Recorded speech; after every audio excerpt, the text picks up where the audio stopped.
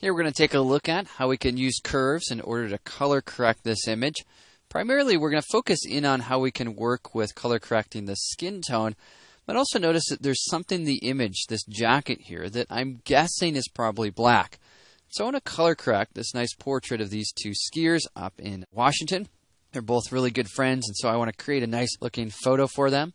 In order to do that, I'll press the I key to select my eyedropper tool. Next, I'm going to shift click here on the cheek. Now, typically the cheek isn't a great idea, but this side's a little bit too dark, so I'm just going to go right off that highlight there.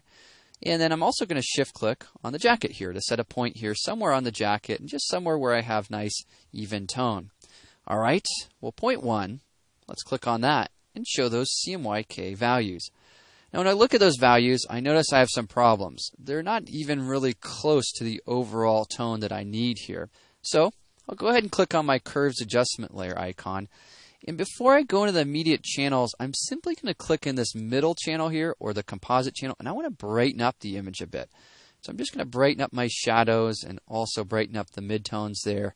And I want to do that before I make my color corrections. I want to get the brightness value in a good spot, and then work on color.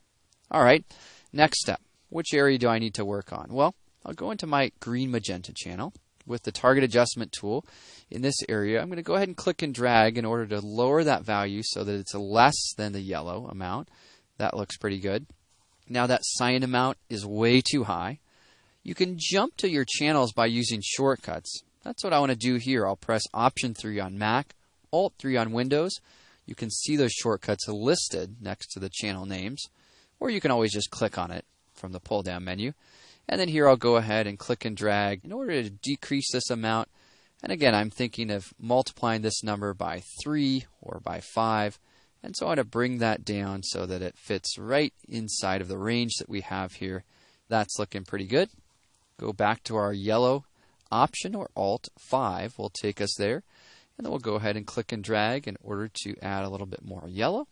And this image is now looking a ton better. Yet, we have a little bit of a problem. One of the problems I'm noticing is that this black is not neutral. You can see the blue value is lower than our red and our green. No big deal. Simply make our way over there, and here we're going to click and drag to make another adjustment to kind of salvage those tones or that area of the image. And now let's evaluate our overall before and after. Well, here we have it, brightening the image and then color correcting the photo so that it looks much better. Well, let's say that at this juncture we decide, you know what, this image is just too bright. Well, we can always go back to that RGB composite here, and we can click and drag down. When I click and drag down, I just want to watch my numbers and make sure they're still falling inside of the range. And you'll notice that, yes, indeed, we still have good values here. We just have a little bit less brightness. We can also do the same with our blacks. And again, we just want to track those values and make sure they're all falling in a good range. And I'll make this just a little bit less there. Clicking on these points and just finding a nice brightness value for the image. And here you can see Curves once again saves the day. Let's look at our before and after. Here we have it, before and then after. A much more compelling and interesting portrait by simply digging into those different channels in our curves and spending just a couple of minutes fine-tuning those CMYK and RGB values in order to get a nice color correct and good-looking photograph.